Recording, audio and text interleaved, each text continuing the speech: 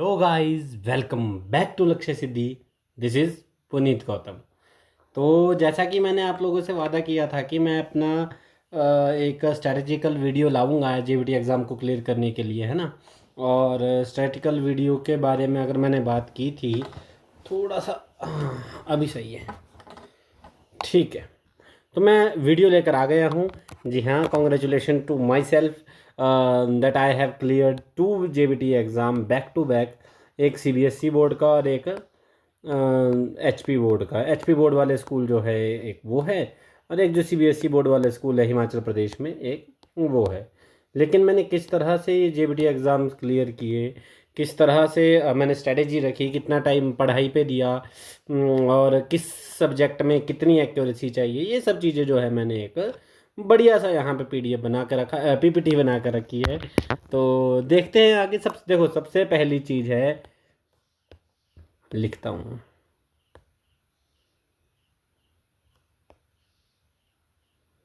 क्या लिखा, self confidence.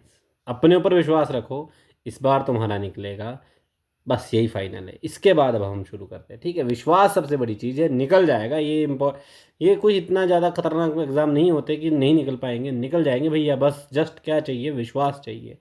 चलो चलते हैं। My journey and reality check, zero से सिलेक्शन तक।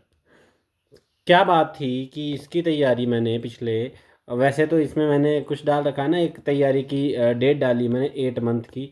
पर मैं आपको सही बता रहा हूँ, मैंने ये सिर्फ 2 से 3 महीने के अंदर अंदर पूरी की पूरी तैयारी करके इसको क्लियर किया है। रियलिटी है ना, पूरी की पूरी तैयारी सिर्फ 2 और 3 महीने के अंदर अंदर किया है। तो क्या चाहिए, एक सही डायरेक्शन चाहिए, सही दिशा चाहिए, ठीक है ना। मेहनत तो सब करते हैं, ऐसा जरूरी थोड़ी ना जिनका नहीं हुआ उन्होंने मेहनत नहीं की होगी, या मैं कोई बड़ा ही खतरनाक आदमी मैंने बहुत ज़्यादा मेहनत कर, नहीं नहीं नहीं। मैंने मेहनत की और उन्हें भी मेहनत की, लेकिन एक डायरेक्शन चाहिए होती है, एक डायरेक्शन कि भैया मैंने जाना है ना, मान लो मैंने इस जगह पे पहुंचना है ना, और मैंने यहाँ से पहुंचना है, यहाँ से एक तो हमारी डायरेक्शन होगी ऐसे, ऐसे पहुंच जाऊंगा मैं। एक मेरी डायरेक्शन होगी ऐसे, और एक मेरी डायरेक्शन होगी ऐसे। तो ये वाला द शॉर्टेस्ट पाथ ढूंढना पड़ता है यार हर चीज़ के लिए। अच्छा, शॉर्टकट नहीं बोल रहा हूँ मैं, शॉर्टेस्ट पाथ ढूंढना पड़ता है, शॉर्टेस्ट पाथ। शॉर्टेस्ट पाथ और शॉर्टकट, इन दोनों में दिन रात का फ़र्क है, ठीक है। खैर आगे चलते हैं। तो क्या है कि जेबीटी एग्ज़ाम पैटर्न और ओवरव्यू, एक बार इस एग्ज़ाम पैटर्न को समझ लेते हैं, ठीक है। तो इसको यहाँ मैं अपने आप को साइड में करता हूँ। चलिए एग्ज़ाम पैटर्न समझते हैं। एग्ज़ाम पैटर्न में क्या है कि मेरे को जो थे, एक में टोटल 120 क्वेश्चन थे, एक में टोटल 200 क्वेश्चन थे। इन दोनों का एग्ज़ाम कुछ इस तरह से था। 120 वाले क्वेश्चन में सारे सब्जेक्ट मिक्स थे, जितने भी यहाँ मेन सेक्शन दिख रहे हैं सब मिक्स अप होकर आए थे, जिसमें मैथमेटिक्स बिल्कुल ही जीरो के बराबर आया था। 4 क्वेश्चन टोटल आए थे। दूसरा जो 200 नंबर का 200 एमसीक्यूज का जो पेपर था, वो पेपर जो था उसमें सारे सेग्रीगेटेड तरीके से आए थे सब्जेक्ट, है ना। और मेरे जिसमें सबसे ज़्यादा नंबर कटे वो थे करंट अफेयर। करंट अफेयर में नहीं पढ़ पाया था, क्योंकि देखो मैं सिंपल सीधी बात करूँगा, कोई यहाँ पे बहाना नहीं मारूंगा, कोई यहाँ पे, मैंने इसलिए नहीं पढ़ा क्योंकि मुझे लगा 4-5 नंबर का करंट अफेयर आएगा, क्यों ही पढ़ना, छोड़ देते हैं। इतना तो कर ही लेंगे अफोर्ड, है ना, 4-5 नंबर, एक आधा तुक्का मार लेंगे बीच में। मुझे मेरे सेक्शन में 30 में से शायद 24 के आसपास जो क्वेश्चन थे वो करंट अफेयर के थे, जीके वाले सेक्शन में। किस सेक्शन में? जीके वाले सेक्शन में। मैं सिर्फ अपनी बात कर रहा हूँ, मेरे सेक्शन में। और सेक्शन में अलग अलग तरीके से था, मेरे सेक्शन में इस तरह से था। बहुत ही ज़्यादा ऐसी तैसी हो गई थी यार, ठीक है। क्योंकि स्पीड एंड एक्यूरेसी तो चाहिए चाहिए। यहाँ पे थोड़ा सा मैंने गलत ऐड कर दिया है, कोई बात नहीं। नेगेटिव मार्किंग इसमें नहीं है, नेगेटिव मार्किंग इसमें नहीं होती, कोई टेंशन नहीं है। और स्ट्रॉन्ग एरियाज जो आपके होते हैं उसके ऊपर ज़्यादा फोकस करो। स्ट्रॉन्ग एरियाज माने, मेरा स्ट्रॉन्ग एरिया मैथ्स था, तो मैंने मैथ्स के ऊपर ज़्यादा फोकस किया। मेरा स्ट्रॉन्ग एरिया इंग्लिश है, तो क्योंकि आई एम ऑल्सो द, अरे आपको मेरे यूट्यूब चैनल से पता लग ही गया होगा कि दैट कि मेरा स्ट्रॉन्ग एरिया जो है वो इंग्लिश ही है जी, और मैथमेटिक्स है। दो चीज़ें मेरे स्ट्रॉन्गेस्ट एरिया है, तो मैंने उसके ऊपर बहुत ज़्यादा मेहनत की। और जो मेरा अपना सब्जेक्ट है, सीडीपी जो है हमारी, साइकोलॉजी या पेडागोजी जो है हमारी, वो मेरा स्ट्रॉन्गेस्ट एरिया है। उसमें मेरा सिर्फ एक क्वेश्चन गलत हुआ था, 15 क्वेश्चन में से 14 के 14 क्वेश्चन सही थे, कोई टेंशन वाली बात नहीं थी। तो इस तरह से जी हमारा, आपको अपना स्ट्रॉन्ग एरिया ढूंढना है, तैयारी करनी है, साथ ही साथ ये जो है कोर मेन सब्जेक्ट रहते हैं, वो आप सभी को इसके बारे में पता ही है। आगे चलते हैं तो कोर माइंडसेट ऑफ सक्सेस, जो मैंने आपको पहले कहा था। देखो, पेपर निकालने के लिए ना मेहनत करना ज़रूरी नहीं है, माइंडसेट बनाना ज़रूरी है। मेहनत खुद हो जाएगी। आपको ये समझना ज़रूरी है कि आपके लिए एग्ज़ाम ज़रूरी है क्यों। मैंने पहले ये क्लियर किया कि मैं पेपर देने बैठ रहा हूँ, मेरे लिए ये पेपर ज़रूरी क्यों है। क्या होगा अगर मुझे पेपर नहीं निकलेगा, क्या मतलब क्या ही चीज़ें मेरे साथ बीत सकती है अगर ये एग्ज़ाम नहीं निकले। तो मैंने वो चीज़ें सबसे पहले निकाली और मैंने एग्ज़ाम की प्रिपरेशन करनी शुरू की। ठीक है, तो कोर माइंडसेट का पता आपको लग गया। अब आपकी इसमें थोड़ी सी स्ट्रेटजी के बारे में बात करते हैं। Consistency over intensity. रोज 5-6 घंटे बिना गैप के लगातार पढ़ाई करना इतना ज़्यादा इम्पोर्टेंट नहीं है। हालांकि ये बहुत ज़्यादा इम्पैक्ट डालता है जो यहाँ मैंने लिख रखा है, अगर इतना कर दो तो HS निकल जाए। खैर, ये ज़्यादा इम्पोर्टेंट नहीं है, लेकिन कंसिस्टेंसी बनाना इम्पोर्टेंट है। अगर रोज़ 6 घंटे पढ़ाई हो रही है तो रोज़ 6 ही घंटे चाहिए भैया, कंसिस्टेंसी चाहिए। अगर एक दिन आप 6 घंटे कर रहे हो, एक दिन 3 घंटे कर रहे हो, तो फिर मुश्किल हो जाएगी चीज़ें, ऐसा नहीं चलेगा। ठीक है, कंसिस्टेंसी बहुत ज़रूरी है। फिर आता है टारगेटेड सिलेबस। ऐसा ना होना कि हम लोगों को मैथ्स पढ़ने को दिया है और हम +1 +2 का मैथ्स पढ़ने लग जाए, है ना। जब आएगा नहीं तो क्यों पढ़े, 10 तक का मैथ सारा पढ़ लो, आपका पेपर निकल जाएगा, क्लियर बात, यहाँ भी ख़त्म हो जाएगी। आगे एक बात आती है लिमिटेड रिसोर्सेज। रिसोर्सेज को अपना जो है वो लिमिटेड कर दो। ऐसा ना होना कि आपके पास एक ही सब्जेक्ट की 10-10 किताब है। मान लो मैथ की है तो मैथ ही आप 10 जगहों से पढ़ रहे हो, 3-4 यूट्यूब चैनल पकड़ रखे हैं, और अपना 3-4 आपने बुक्स पकड़ रखी है। कुछ आपके पास 2-3 आपके पास मटेरियल अलग से आ रहे। नहीं नहीं, वैसा नहीं करना है यार, it's not good, it's not good.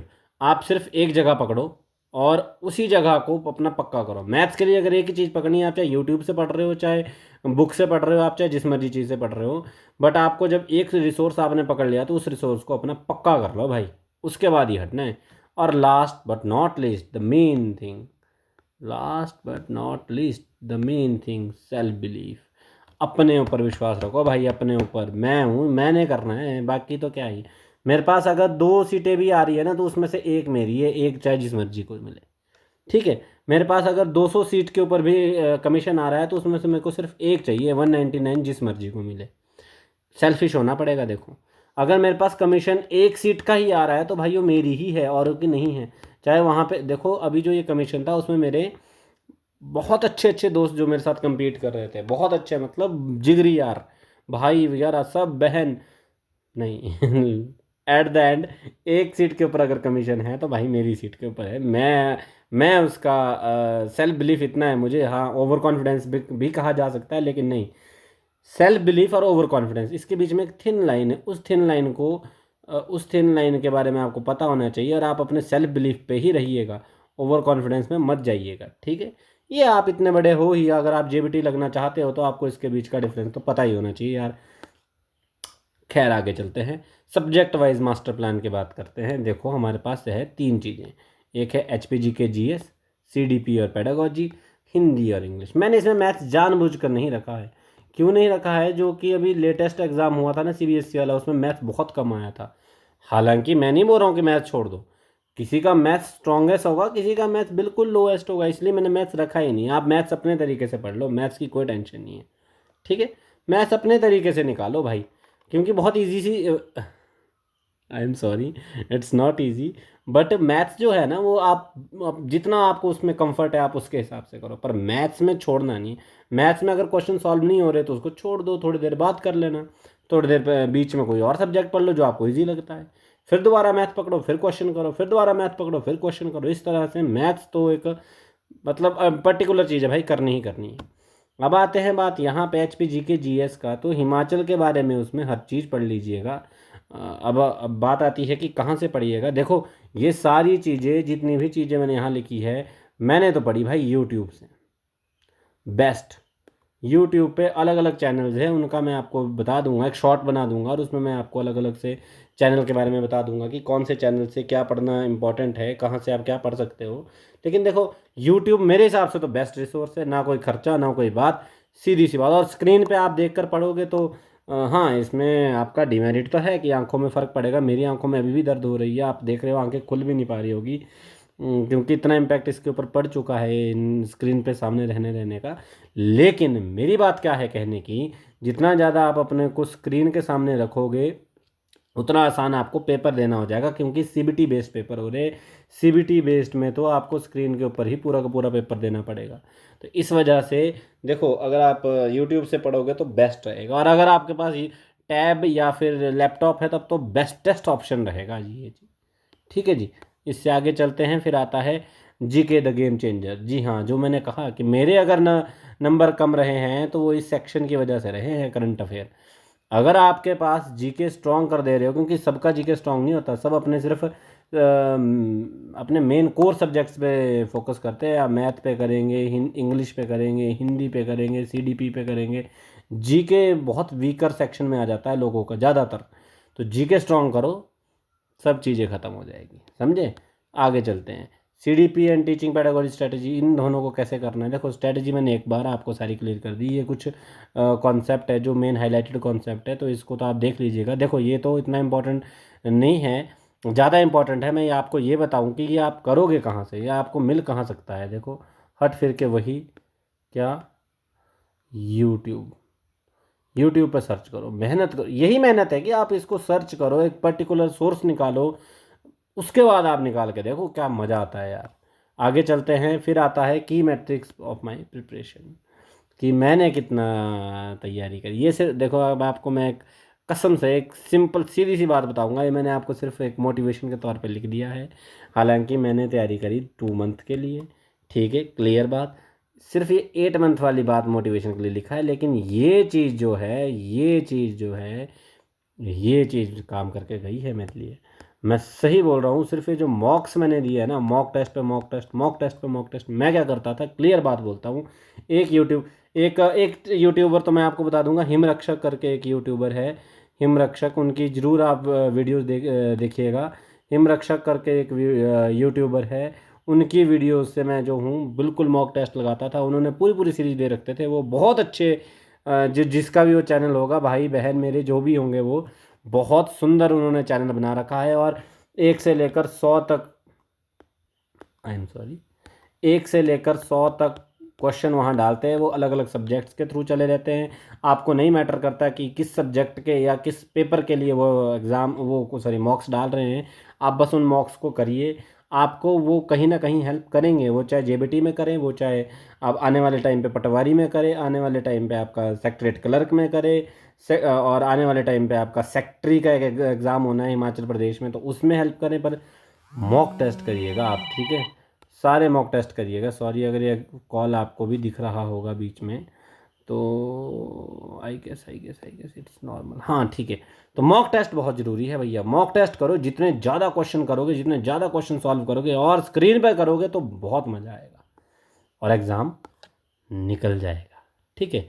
तो ये तो आप छोड़ ही दो ना, माई डेली स्टडी अपने हिसाब से आप बनाओ यार, अपने फ्लेक्सिबिलिटी के अनुसार बनाओ, जितना आपके पास समय है उसके हिसाब से बनाओ। इसको छोड़ो, पहले मेरा स्केड्यूल छोड़ो, इसको हटा दिया मैंने, ठीक है। पीवा क्यू एंड मॉक टेस्ट, ये मेन चीज़ है भाई, ये चीज़ करो बस बस।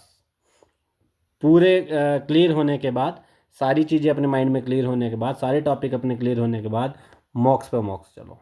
आप अगर टोटल जब तक एग्ज़ाम आएगा तब तक अगर 10,000 10K के आसपास क्वेश्चंस कर दे रहे हो ना, उससे बाहर एग्ज़ाम नहीं आ सकता। एग्जामिनर उससे बाहर क्या ही सोचेगा। तो इतना आपको मैंने स्ट्रेटजी बता दी है।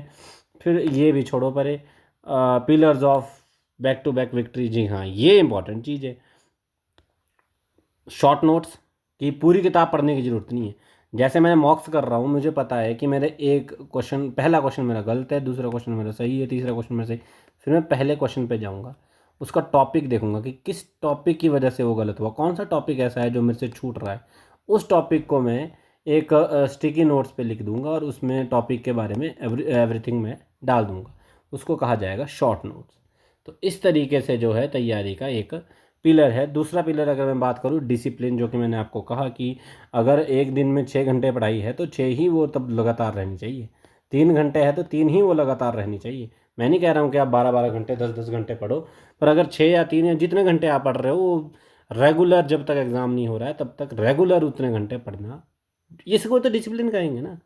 फिर नेक्स्ट जो है last but not list smart attempt, जो कि मैंने आपको कहा कि स्मार्टली जो तभी अटैम्प्ट होगा अगर हम मॉक्स पे मॉक्स करेंगे। तो फिर लास्ट मेरे जो कुछ शब्द आपके लिए है वो ये है कि सफलता का कोई शॉर्टकट नहीं होता, लेकिन सही रणनीति ही निरंतरता के साथ दो सरकारी नौकरियां पाई जा सकती है। ठीक है, मैं कर सकता हूँ ना, मैं तो आपको पता ही नहीं है, जो लोग मेरे को पर्सनली जानते हैं उनको पता है, इतना ज़्यादा इंटेलिजेंट इंसान तो मैं भी नहीं हूँ ना। लेकिन जब मैं कर सकता हूँ ना तो कोई भी कर सकता है, ये क्लियर है। तो believe in your self, spelling गलत हो सकती है तो बी तक ही रखते हैं खैर, बिलीव इन योर सेल्फ, और आप निकाल सकते हो यार, इतना भरोसा रखना। एक पेपर गलत हुआ कोई बात नहीं, 2 पेपर गलत हुए कोई बात नहीं, 3 में फेल हो गए कोई बात नहीं, कौन सी ज़िंदगी ख़त्म हो रही है। विश्वास रखो, कभी ना कभी ज़रूर निकलेगा, ये पक्का निकलेगा। Believe in your self. तो आज की जो वीडियो है वो मैं इसी नोट पे ख़त्म करूँगा। मिलेंगे किसी और वीडियो में किसी और टॉपिक को लेकर, तब तक के लिए बाय बाय।